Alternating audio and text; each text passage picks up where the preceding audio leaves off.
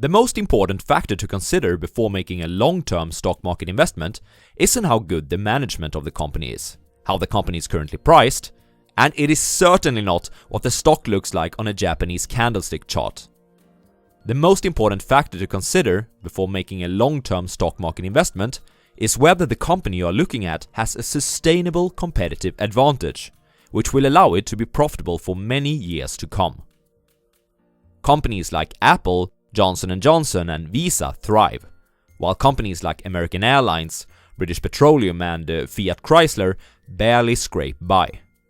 But why? Well, that's what you will learn in this video, and this is a top 5 takeaway summary of Competitive Strategy, written by Michael Porter. And this is the Swedish Investor, bringing you the best tips and tools for reaching financial freedom through stock market investing. Takeaway number 1. Porter's 5 forces. If you are a business student, you will probably recognize this. Porter's 5 forces is a model for determining the potential returns of an industry, which is taught at every business university in the world, and for a good reason. Warren Buffett, the greatest investor of all time, refers to a company that is performing well consistently as a company that has a sustainable moat. Companies that are performing well are constantly challenged by competitors of all sorts, but with a deep and wide moat, preferably filled with lots of crocodiles, the companies can sustain such attacks. In Warren Buffett's annual shareholder meeting of 2001, he admits that him and Porter think alike when it comes to determining this moat. Quote, "We call it a moat, and he turns it all into a book." The state of competition within an industry is decided by 5 forces, and long-run returns on invested capital are decided by these 2. The 5 forces are threat of entry, threat of substitution, bargaining power of suppliers, bargaining power of buyers, and intensity of rivalry. The goal for a particular firm should be to position itself strategically within its industry so it can best defend itself from these forces, or, if possible, manipulate them to its favor. In the coming takeaways, we will do a deep dive into these forces so that you will be able to determine how well a firm is positioned for yourself. In fact, this video might as well have been called a breakdown of Porter's 5 forces instead of a top 5 takeaway summary of competitive strategy. But, you know, I don't really want to fiddle with a concept that works. Takeaway number 2. Threat of entry. The first force to consider is how easy it is to enter the industry. Football is a really competitive sport, since it is really easy to enter. All you need is a ball, and it can be practiced all over the world. Slalom skiing, on the other hand, is less competitive, as it requires expensive equipment to participate in and can only be practiced in countries with skiing resorts. You want to invest in companies within industries where the threat of entry is low. Preferably, you'd like to own a monopoly, so your company can decide pretty much whatever prices it wants. But governments usually interrupt here. An industry is difficult to enter if it possesses high barriers of entry, and you want entry barriers as high as the Chinese wall. Here are 6 examples of such barriers. Economies of scale. If larger players in the industry can achieve lower costs, it is difficult for a new firm to enter, as it per definition must be small in the beginning. Economies of scale can exist in business functions such as production, marketing, distribution, administration, etc. Product differentiation. Existing firms have high customer loyalty already, which may be difficult to replace. This is why pretty much every company wants to create a brand name. Capital requirements. If entering the industry is associated with high upfront costs, such as building a large production plant or spending lots of money on R&D, it will scare some competitors off. Switching costs. It may not always be so easy to convince a customer to switch from a product to another, because it may be associated with things such as retraining, new testing, product redesign, etc. For instance, I don't want to switch from my iPhone simply because I dread having to relearn a new mobile interface again. Cost disadvantages. A firm coming in late may face cost disadvantages, like being late in the learning curve or getting less favorable access to raw materials. Governmental policies. Access to an industry can be completely denied by a government. For example, YouTube is banned in China. In addition to this, the threat of entry can be mitigated by retaliation of the companies within the industry. A firm will enter the industry if it forecasts that the potential reward for being in it is greater than the cost of overcoming these barriers of entry and the retaliation that is likely to happen. An industry which is almost impossible of entering is that of railroads. It takes a ton of capital, and it is an enormous risk to build a second railroad network next to an already existing one, so therefore it keeps competitors away. On the other hand, me and my fellow YouTubers have very low barriers of entry. It is relatively easy for someone to start a channel from scratch without any prior experience. Therefore, competition on YouTube is very high. Takeaway number 3. Threat of substitution. Substitute products are those that do not belong in the same industry, but that fulfill a similar need. For example, a mobile phone is a substitute for a landline phone, and many other things, by the way. Social media is a substitute for newspapers. A train is a substitute for a car. Yet these obviously do not belong in the same industry. Substitutes create price ceilings for industries. As an investor, you therefore prefer to invest in companies where there is only a low threat from substitutes. There are 2 substitutes that you should especially watch out for. Those that are becoming cheaper relative to their performance, and those that earn high returns on capital. Such substitute industries are likely to have more entries in the future, which will drive prices down within that industry and have spillover effects in the industry that you are considering to invest in yourself. Companies within the industry of power grids face pretty much no substitute at all. We need electricity, and nothing is likely to change that in the coming future, in my opinion. No matter how that electricity is produced, someone must transport it. On the other side of the spectrum, we have the newspapers.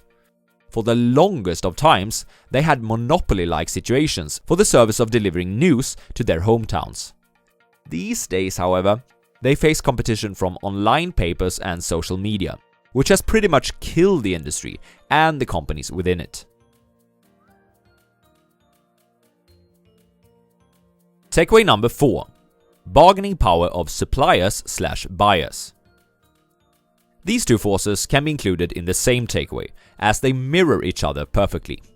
If Industry A is the supplier, Industry B is the customer, and it's in this relationship that a kind of power struggle can occur. A supplier can stop delivering the product, raise prices, or lower quality. Similarly, a buyer can stop buying the product, demand lower prices, or demand higher quality. You want to invest in companies within industries which are winning this power struggle, both against their suppliers and customers. Here are 6 factors that help an industry to mitigate the power of its suppliers. Large portion of suppliers' sales. If the industry represents most of the suppliers' sales, they live and die together, and it's in the supplier's interest to remain friendly. Large portion of buyer's budget. Similarly, if the cost is a large one for the industry, it typically commands more power in the bargaining process, as it has a very serious incentive to keep prices low. Undifferentiated purchases.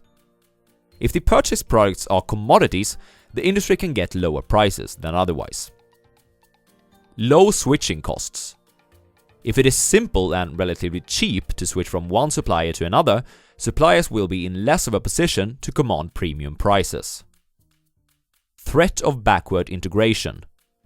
Backward integration is when a company decides to compete directly with its suppliers in their industry, in other words, take over their operations. For example, an auto manufacturer may decide that it wants to create all the components of the cars itself, and that it also wants to mine all the ores necessary for creating such components. Now, this is not very likely. Nonetheless, the simpler it would be for an industry to take over the operations of the supplying industry, the better. Unimportant for buyers' quality. If the product that is purchased is unimportant for the quality of the industry's product, high prices are never accepted. It should be noted that workers for an industry counts as suppliers as well. If you mirror this, you'll get 6 factors that help an industry to mitigate the power of its buyers. An example of an industry that has been good at mitigating the power of its suppliers is that of the supermarkets. Suppliers of goods to these firms, at least most of them, must accept that supermarkets are powerful players of distributing their products, if they want to be represented on the product shelves. The airlines industry is in a different situation. With only 2 main suppliers of airplanes in Airbus and Boeing, it was a tough industry to be in, even before the current COVID-19 situation. Takeaway number 5. Intensity of rivalry. The final force to consider is how tough the competition among existing firms in the industry is. Price cutting, advertising battles, new product introductions, and increased customer service are common weapons of choice here, and they all lead to lower profitability for companies within the industry. Therefore, you prefer to invest in a company within an industry where the intensity of rivalry is low. Here are a few factors which typically lead to low competition. Concentrated and/or few companies. You prefer to see that the industry is dominated by a few players only. Companies are then familiar with the hierarchy of the industry, and larger companies can often discipline smaller ones that tries to do something stupid. High industry growth. With a growing industry, most companies can fulfill their promises of expansion to their shareholders without waging price wars. Low fixed costs. High fixed costs often lead to overcapacity and incentives for firms to sell products at lower prices just to cover the fixed costs. For example, an industrial company may just have built a new production plant that can produce 1,000 units of product X per day. The price difference of producing 1,000 units or say 700 units a day could be quite small. If the demand of the product is only 700 units a day at the current price, the company may decide to cut prices to sell at the full capacity of 1,000 units, as this doesn't cost much extra anyways. The car manufacturing industry faced this problem, for example. Generally, you don't want to see such behavior in industries that you invest in. High differentiation. If customers perceive the products of the companies within the industry as somewhat different, price sensitivity will be much lower. Commodity products such as oil and gas producers and mining companies have very low product differentiation and therefore have problems with this. An example of an industry which has been able to mitigate the force of rivalry is soft drinks. The major players here have such strong brands that their products are perceived as different. Therefore, they have commanded high returns on capital for many decades now. Hairdressers exist on the other side of the spectrum. They haven't been able to handle this force very well. Again, in the long run, the returns of an industry is pretty much determined by these 5 forces. At times, it is a single force that is responsible for the excessive or depressive returns of an industry, but at other times, it's a combination of the 5. For the investor, it is important to notice that a specific company within an industry may handle the forces much better than the rest of the competitors. While a sustainable competitive advantage is the most important factor to consider before investing in a stock market company for the long run, there are many other important factors to consider too. If you want to learn more about advanced stock market concepts, check out the playlist that I've compiled on other interesting stock market books. Cheers guys!